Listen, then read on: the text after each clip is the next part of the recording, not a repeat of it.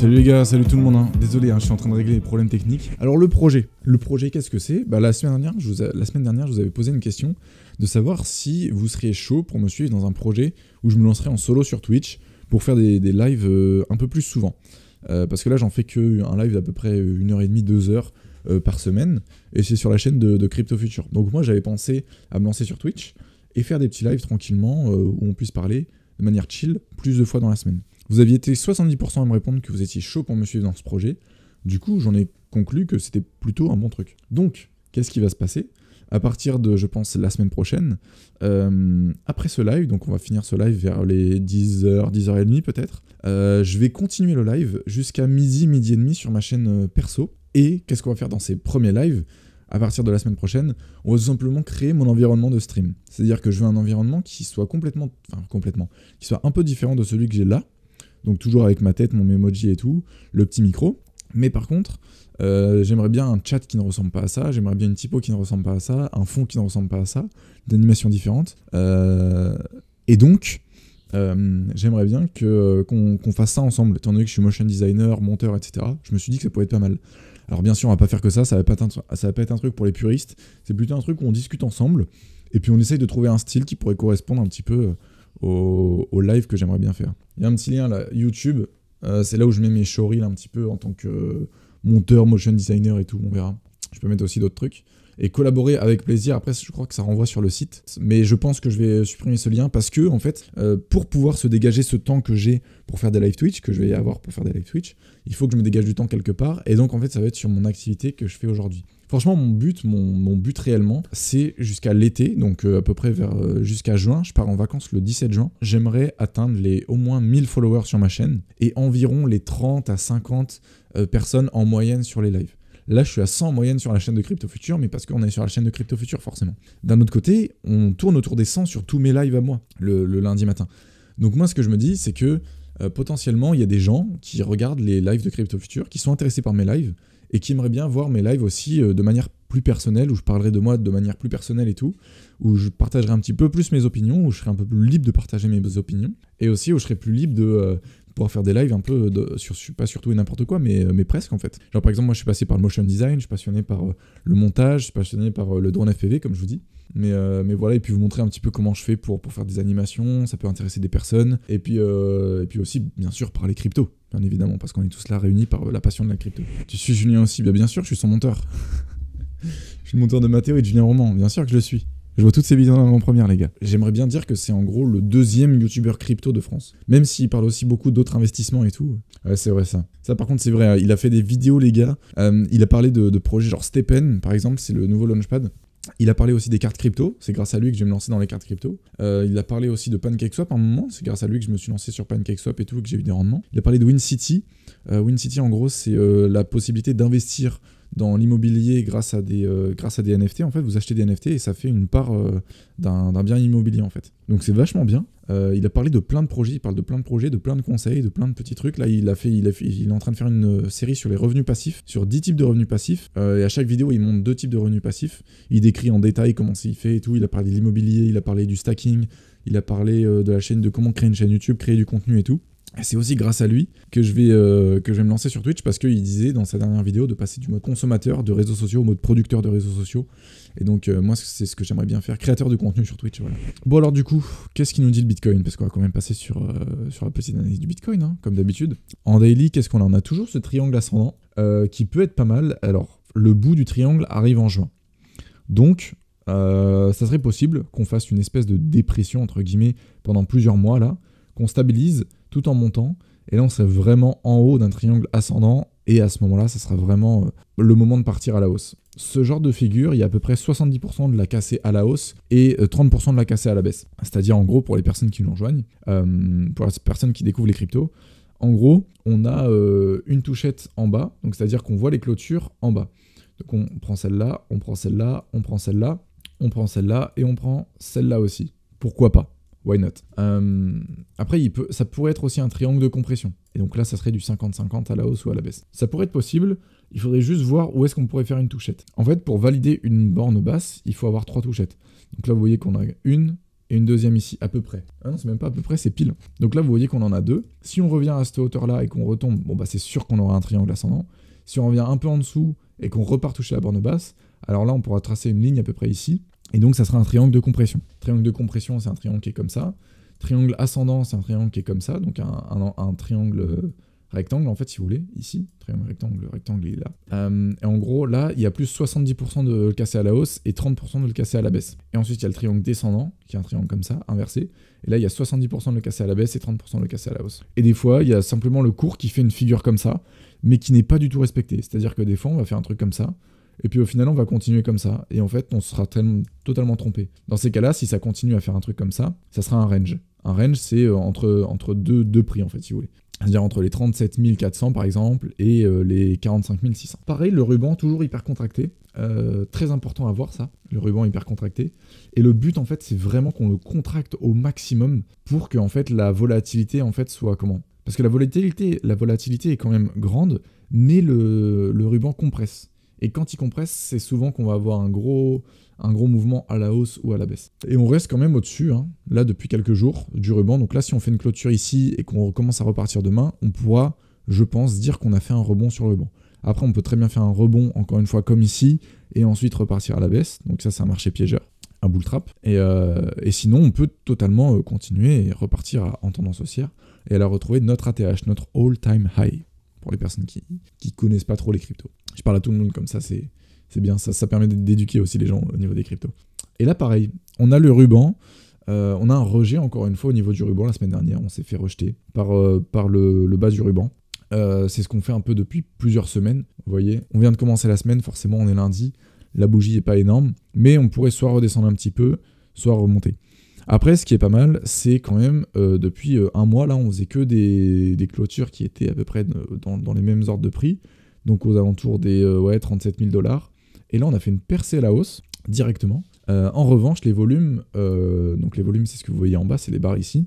Pour faire une percée comme ça et vraiment repartir en tendance haussière, il faudrait qu'on ait soit des volumes ascendants, soit une bougie de volume qui est plus grosse que ces trois-là. Donc si on avait une bougie de volume qui arrivait genre à peu près ici, là ça aurait été très positif parce qu'on aurait eu des volumes graves ascendants, et en plus ça aurait été une bougie de volume qui aurait été plus grosse que les trois dernières. Là en l'occurrence on peut pas vraiment confirmer, même si elle est belle la bougie, on peut pas vraiment confirmer que c'est un retour à la hausse, pour autant. Et voilà, hein. Voilà, c'est tout ce que j'avais à dire. Vous n'avez pas peur d'acheter des EGLD, sachant que ETH 2.0 arrive à très grands pas.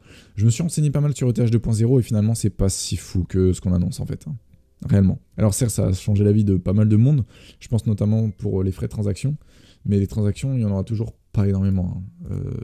EGLD par exemple, Elrond, ils ont fait des tests sur leur blockchain, ils peuvent atteindre genre 6000 transactions par seconde, avec un réseau congestionné et tout, là où ETH ne pourra atteindre que 20... Je sais pas, attends, j'ai pas envie de dire de la merde. On sera à 100 000 transactions par seconde, mais attendez, c'est marrant parce que j'ai entendu beaucoup d'autres choses, hein. J'ai entendu que les transactions elles seront peut-être un peu plus rapides, mais... Ok, il faut que je me renseigne sur ETH 2.0. J'avais cru voir que c'était pas si fou que ce qu'on attendait. Oui, parce que là, aujourd'hui, je crois que c'est... En fait, il y a une partie en Proof of Stake, c'est-à-dire qu'il y a des gens qui stake déjà des ETH, mais il y a quand même une partie en minage, encore. Faut que tu te renseignes davantage sur ETH 2.0, ça va être fou. Mais je sais que ça va être fou, je sais que ça va être fou, que ça va être mieux qu'aujourd'hui en tout cas. Mais je pense que dans tous les cas, il y aura plusieurs blockchains qui pourront vivre avec elle. Solana aura une utilité, EGLD aura une utilité. Je pense que là où ETH 2.0 c'est complexe, c'est qu'aujourd'hui EGLD, comment dire, Macron il a fait un discours où il veut développer un métaverse européen ou je sais pas quoi.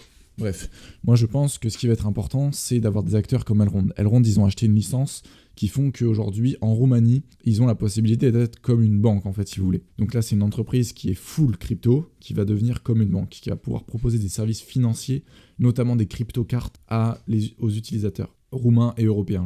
Donc ça, c'est très positif. Et je pense que c'est vers ça qu'on se tourne chez Elrond. Chez Solana, je vois mal, je me renseigne pas assez. Donc c'est assez compliqué de voir tout ça, mais je pense que sur ETH par exemple, ce qui va être possible, je pense que là, sur quoi ils veulent se tourner, c'est par exemple créer des applications décentralisées, créer des messageries décentralisées, créer beaucoup de choses décentralisées, étant donné qu'on pourra atteindre des nombres de transactions par seconde immenses. Chez Elrond, je pense que là, le projet qu'on a, c'est surtout de conquérir l'Europe, déjà En France, on est déjà beaucoup développé. C'est une entreprise roumaine. Et ce qu'ils veulent surtout, je pense, c'est aller vers un... Comment dire ? Ils veulent aller vers un système où ils remplacent les banques, en fait, si vous voulez. Ils sont très forts là-dessus, Elrond, c'est-à-dire qu'ils sont pas mal dans la DeFi et tout, mais là où ils sont très forts, c'est pour lancer des projets, avoir une communauté forte et pouvoir envoyer de l'argent. C'est-à-dire qu'aujourd'hui, si vous voulez m'envoyer de l'argent, j'ai juste à vous mettre mon arrobase, mon hero tag, et vous pouvez m'envoyer de l'argent directement. Tu peux transférer, je sais pas moi, 10 000 balles en crypto sur Elrond, ça va te coûter que dalle, ça va te coûter 20 centimes de frais. Ensuite, tu prends le bridge avec Ethereum, c'est-à-dire que tu passes tout sur Ethereum, et tu peux utiliser donc tes Ethereum dans la DeFi de Ethereum et tout, parce que là, dans la DeFi, Ethereum, ils sont très très très très forts. Dans les NFT, ils sont très forts aussi. Et c'est là-dessus, en fait, je pense que va y avoir plusieurs trucs.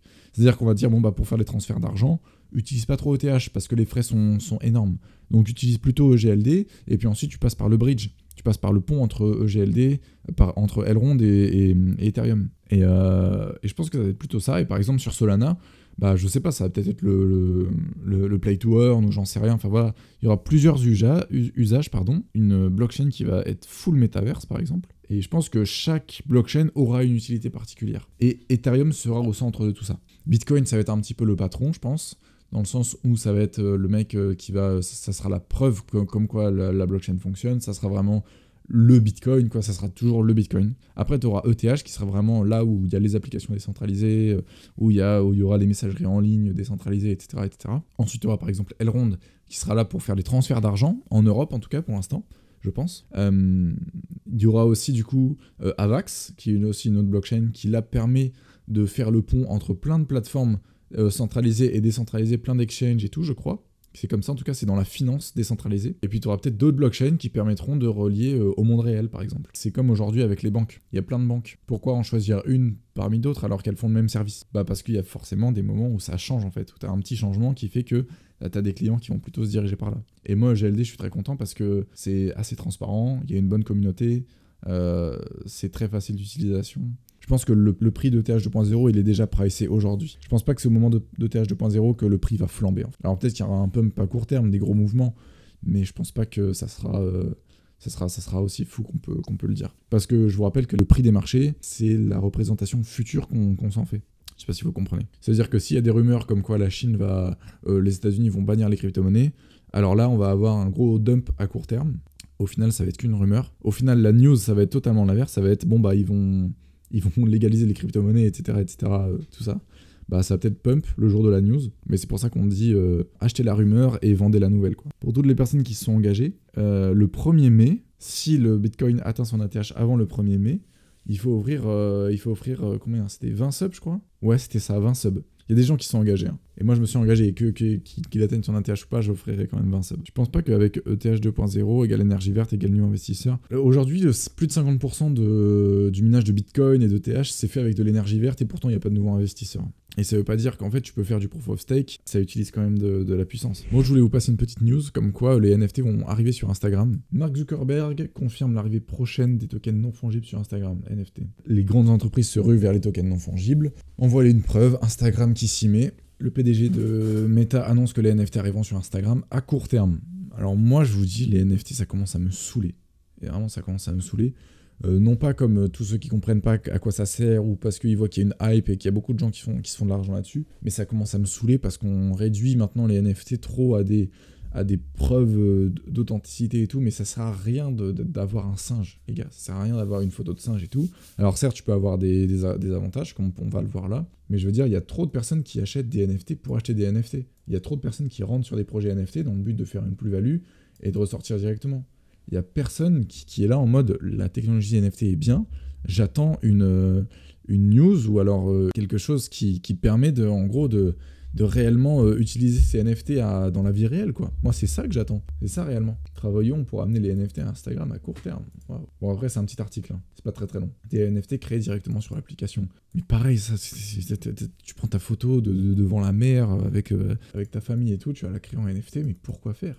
Ça sert à rien. Ça sert à rien, réellement. Et puis il faut se demander aussi quelle blockchain. Est-ce que c'est avec la blockchain Elrond, Solana, ETH, BSC ça sera sous quelle forme comment est-ce qu'on pourra y accéder est-ce que ça sera seulement pour partager ces NFT et prouver qu'on en est bien le propriétaire, ou alors ça sera aussi une marketplace? Poser plein de questions. Moi je trouve que c'est un peu inutile ce qu'ils sont en train de faire. Le seul truc que je peux voir de bien, c'est par exemple créer des groupes Instagram pour des communautés.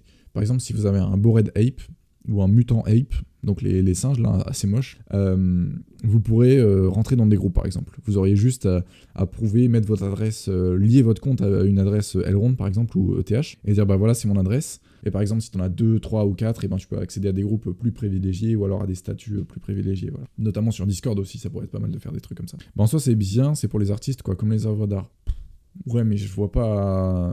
En fait, j'ai du mal à voir l'intérêt. Aujourd'hui, d'avoir... où le métavers n'est pas développé... En fait, si, tu peux être précurseur, mais là, j'ai l'impression que les gens qui achètent ne font pas précurseurs, ils veulent juste faire des plus-values. Pour vous dire, moi, j'ai investi dans les NFT. J'ai pas mis d'argent dans les NFT, mais indirectement, j'ai investi dans US, parce que je pense que leur projet est positif. C'est un écosystème dans le jeu vidéo. Et là-dessus, en fait, ils vont mettre tout sous forme de NFT. Une épée, un personnage, des achievements sous forme de NFT que vous pourrez revendre grâce à leur token UOS. Donc c'est ultra le projet.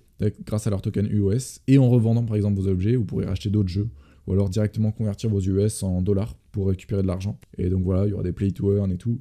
Pour l'instant, ils sont encore au stade de construction du projet, mais c'est prometteur parce qu'ils ont déjà pas mal de liens avec d'autres constructeurs, notamment Ubisoft, etc. Ils ont des partenariats avec pas mal de monde. Et donc ça, c'est très très très positif. Mais encore une fois, je suis pas contre les NFT. Hein. Moi, je suis content. Cette technologie, elle est folle comme technologie des NFT. Seul problème, c'est que beaucoup s'en rendent pas compte, ou beaucoup critiquent, ou beaucoup disent « Ouais, mais c'est que des images, pourquoi vous achetez que des images et tout ?» Non, t'achètes un certificat d'authenticité, mais il faut pas qu'il serve juste à avoir une image, quoi. C'est ça que les gens comprennent pas trop. Par contre, si demain... l'État français dit bon bah on vous fait des NFT carte d'identité en NFT, là les gens vont se dire ah ouais quand même, bah c'est bien, c'est bien. Et puis tu auras les faux contrebandiers qui diront moi je prends en photo, je fais un NFT de ma photo, et puis comme ça c'est ma fausse carte d'identité. Sauf que quand ils vont se retrouver face à la police et qu'ils devront justifier pourquoi ils ont un faux NFT ou alors une usurpation d'identité, là ils vont faire moins les marioles. Et c'est là où ils vont se rendre compte qu'en fait les NFT c'est infalsifiable. Mais ouais, je pense que Luna c'est un très bon projet, et au niveau de la DeFi ils ont vraiment été très loin. Et je pense que l'UST, vous voyez ici, donc c'est un stablecoin, je pense qu'il pourra prendre de la valeur dans les prochaines semaines. Enfin, il va pas prendre de la valeur, mais je pense qu'il va prendre de la puissance en tout cas dans les prochaines semaines. Là, il y a le BUSD. L'USDT est toujours 3ème. Il y a l'USDC juste en dessous. L'USDT, je vous rappelle, c'est un stablecoin, le premier stablecoin, je crois, qui a été créé par la plateforme Bitfinex, et qui en fait, Bitfinex possède par exemple, je sais pas moi, 10 000 $. Et donc, ils vont émettre 10 000 tokens USDT, en fait. C'est backé par une entreprise. Et donc, ça porte un petit peu... c'est un peu controversé parce que c'est compliqué, en fait. C'est compliqué. On se demande, en fait, si des fois, il y a vraiment les fonds et tout. Ils ont pas été traduits en justice, mais ils ont été... des fois, ils ont eu quelques problèmes avec la justice américaine parce qu'ils n'avaient pas vraiment les fonds, ou alors parce qu'on se posait des questions et tout. Et donc, ça peut être très instable. Alors moi, ce que je vous propose... Si vous êtes sur Binance, vous utilisez du BUSD, parce que c'est le stablecoin de Binance. Si vous êtes sur la blockchain Ether, vous utilisez de l'USDC. Je crois que c'est sur la blockchain Ether. Si vous êtes sur la blockchain Elrond, utilisez l'USDC. De toute façon, il n'y a que ça comme stablecoin. Si vous êtes sur Luna, vous utilisez UST. Et si vous êtes sur d'autres plateformes qui sont centralisées, privilégiez plutôt d'utiliser l'USDC ou même le DAI. Le DAI qui est juste ici, qui est aussi un stablecoin décentralisé, qui n'est pas relié, en fait, si vous voulez, à une banque ou à une plateforme ou à une entreprise, en tout cas. Donc là, il est complètement décentralisé, et donc son prix de 1 $, il fluctue pas par rapport au marché, ou alors de très peu. Vous voyez, là, par exemple, c'est 0,0006 $. Parce qu'en France, quand vous passez d'une crypto-monnaie, par exemple Bitcoin, à euro, et ben vous allez payer des taxes par rapport à vos plus-values. Donc voilà. Donc pour faire ça, on passe, par exemple, du Bitcoin à l'USDT, et non pas du Bitcoin à l'euro directement. Bonjour, tu peux expliquer pourquoi certains coins ont plus de circulating coin que d'autres? Donc si tu veux, quand tu as des barres, ici par exemple sur la circulating supply, c'est combien de tokens en fait sont en circulation. Sur Bitcoin, il y a une barre, parce qu'il n'y aura pas plus de 21 millions. Vous voyez, c'est marqué juste en dessous là, max supply, c'est 21 millions. Il n'y aura jamais plus de 21 millions de BTC, et là aujourd'hui on est à presque 19 millions, donc c'est rempli à 90%. Ce qui fait ça, Pourquoi il y a ça en fait? C'est simplement que ça permet d'avoir un token qui est déflationniste. C'est-à-dire que certes, il y a des bitcoins qui sont créés, comme des euros qui sont créés, il y a toujours des euros qui sont créés tout le temps. Ça s'appelle l'inflation. Sauf que les bitcoins, comment est-ce qu'ils sont créés? Ils sont créés grâce au minage, etc. Enfin bref. Et en gros, ça dépend de l'algorithme qui les crée. ETH, pourquoi il n'y a pas de barre? Parce qu'il n'y a pas de maximum en fait. ETH, il crée des ETH tout le temps, et ça fait que être créé. Alors, la petite particularité, c'est qu'en gros, maintenant, aujourd'hui, à chaque transaction, je crois que c'est ça, à chaque transaction, il y a des ETH qui sont brûlés.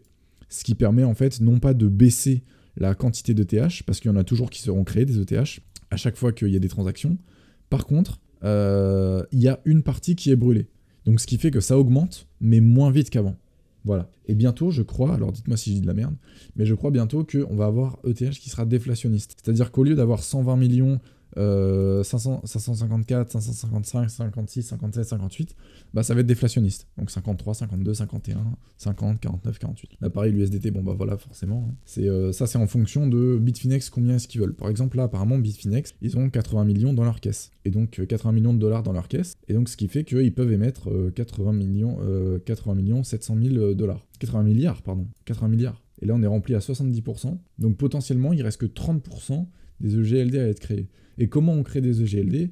Eh bien tout simplement, c'est quand il y a des transactions, il y a des mineurs, en fait, si vous voulez, des mineurs qui bloquent leur crypto-monnaie, parce que c'est pas comme des mineurs de Bitcoin. Les mineurs de Bitcoin, c'est avec des cartes graphiques, ou alors avec des CPU qui tournent à fond, et qui minent des Bitcoins, en fait, qui résolvent des calculs. Là, c'est un peu différent, c'est-à-dire qu'on bloque nos crypto-monnaies, et on valide le réseau comme ça en bloquant des crypto-monnaies. Donc c'est beaucoup moins énergivore, et donc c'est comme ça qu'on crée des crypto-monnaies. Il y a des gens qui bloquent, moi je bloque mes crypto-monnaies, mes EGLD, je bloque mes EGLD, et en fait, je reçois des petites commissions. Et ces petites commissions, c'est des nouvelles fragmentations de GLD qui arrivent dans mon portefeuille. Et c'est comme ça qu'on arrive à créer des GLD tout le temps. Et c'est comme ça qu'à un moment, on arrivera à 100% de GLD. Et en fait, il faut vous dire aussi que le prix ne correspond pas. Par exemple, là, vous voyez, XRP, il est à 0,80$. Son prix n'a rien à voir. Par exemple, là, il est 6ème. Pourquoi? Parce que son market cap est à 38 milliards. Mais c'est pas parce qu'il est à 0,80$ qu'il est au même prix que Bitcoin en 2011 quand il était à 0,80$. Je sais pas si vous comprenez bien. Mais par contre, c'est pas parce que tu achètes un Bitcoin qu'il va être créé. Tu vois? C'est pas parce que tu achètes un Bitcoin que voilà, là, il y aura marqué 551. Tu vois? Les Bitcoins, ils sont créés par les mineurs. C'est simplement le système de l'offre et la demande. Hein. On va prendre l'exemple avec des paquets de pâtes, par exemple. Aujourd'hui, un paquet de pâtes, ça vaut quoi? Allez, disons que 1 kg, ça vaut 1 euro, pour faire très simple. 1 kg de pâtes, ça dépend des marques et tout, enfin bref. 1 kg vaut 1 euro. Ok. Demain, si tout le monde veut des pâtes, qu'on se rende compte qu'en fait, il va y avoir une pénurie de pâtes, que les pâtes vont être beaucoup moins produites, donc beaucoup moins créées. On peut comparer ça avec la création des bitcoins, notamment que, imaginons que les mineurs ne veulent plus vendre leurs bitcoins. Et ben, imaginons que demain, les entreprises de pâtes disent, nous, on vend plus nos pâtes, ou alors on les vend, mais en petite quantité pour se rationner parce qu'on va avoir une pénurie de pâtes, forcément le prix des pâtes va augmenter. Vu que la demande va rester la même, voire encore plus forte, et qu'il y aura beaucoup moins de production de pâtes, et bien forcément le prix va augmenter. Vu que ça devient rare. La rareté, en fait, amène le prix plus cher. C'est comme pour l'or ou pour les diamants. Le minage de Bitcoin, c'est légal, tout à fait légal. C'est tout à fait légal, ça permet simplement de sécuriser un réseau. Je peux résumer le principe du minage. En gros, vous avez le Bitcoin. Le Bitcoin, c'est une monnaie, c'est comme l'euro, en fait, si vous voulez. Comment est-ce qu'on crée des euros? Eh ben, on appuie sur un bouton à la monnaie de Paris et... Non, je rigole. On appuie sur un bouton à la monnaie de Paris et ça crée des billets. En gros, c'est ça. Comment on crée des Bitcoins? Là, c'est pas un bouton et on crée des Bitcoins. Parce qu'il faut que ça soit un système sécurisé. Et en plus, il y a un certain nombre qui est limité au niveau du Bitcoin. Donc, qu'est-ce qu'on fait? En gros, on a ce qu'on appelle des mineurs et il y a les transactions. Donc, pour sécuriser un réseau, pour sécuriser le réseau du Bitcoin, il y a un bloc, ici, là, on écrit toutes les transactions. Donc, par exemple, je sais pas, il y a 25 transactions. Tac, pendant 7 minutes, il y a 25 transactions sur le réseau Bitcoin. Il y en a beaucoup plus, hein, il y en a des milliers. Hop, et ben à la fin, au bout de 7 minutes, on va dire, ok, on va vérifier que toutes les transactions qu'il y a là-dedans, sur cette page de livre, elle est bien. Elle est effectuée. Et toutes les transactions sont bonnes et tout. Donc, à la base, avant que les poules de minage arrivent, je vais vous expliquer ce que c'est une poule de minage, il y avait plein d'ordinateurs qui se battaient en duel. Donc là, en gros, pour signer cette page, en gros, pour mettre la signature en bas de page, il faut qu'il y ait plein d'ordinateurs en fait, qui se battent en duel pour savoir qui va réussir à sécuriser la page en fait. Donc, ce qu'on a fait au début, c'est qu'on a pris plein de cartes graphiques. Ça, c'est des cartes graphiques, hein. Vous m'excuserez. En gros, il y a plein de mineurs qui avait plein de cartes graphiques et qui faisait plein de calculs pour résoudre une équation, des équations assez compliquées. Je pourrais pas expliquer là parce que je suis pas assez calé là-dessus sur le sujet. Mais en gros, la carte graphique qui avait trouvé la solution à ces énigmes, en fait, et ben recevait la récompense. Alors au début, c'était 50 bitcoins. Donc voilà.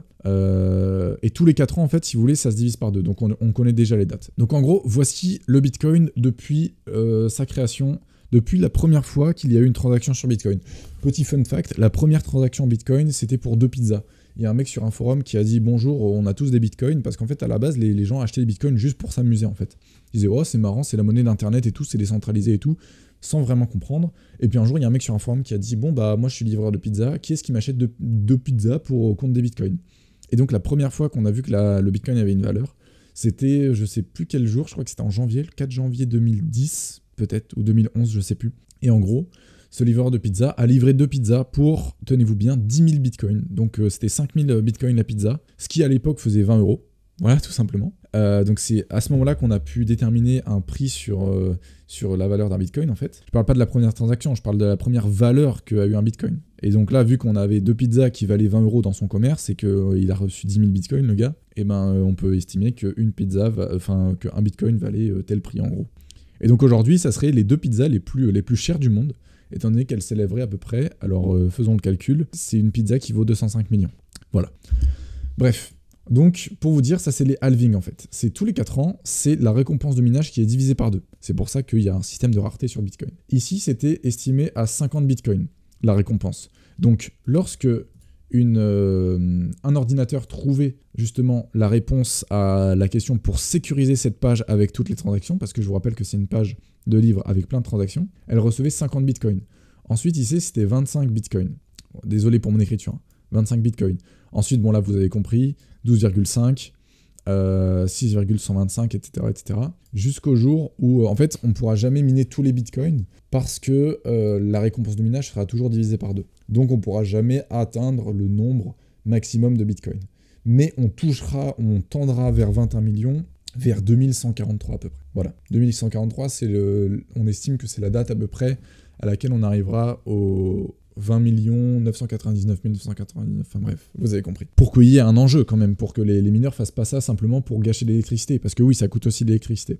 Bref, une fois que tous ces ordinateurs-là ont fait des calculs et ont trouvé justement une réponse à cette page, ils vont signer tous en bas, avec un tampon, enfin fictif hein, bien évidemment, mais ils vont dire « Ok, bon bah on a validé, cette transaction, c'est fini. » Donc cette page, elle est signée en bas de page, tout le monde est d'accord pour dire que cette page est fermée, hop, on passe à la suivante. Elle est liée, parce que c'est la page suivante, donc c'est une nouvelle page vierge, et là-dessus on va encore marquer toutes les transactions qu'il y a, toutes les modifications qu'il y a eu sur le réseau Bitcoin et tout. Alors bien sûr, sur le réseau Bitcoin c'est comme ça, mais sur le réseau Ethereum, c'est différent.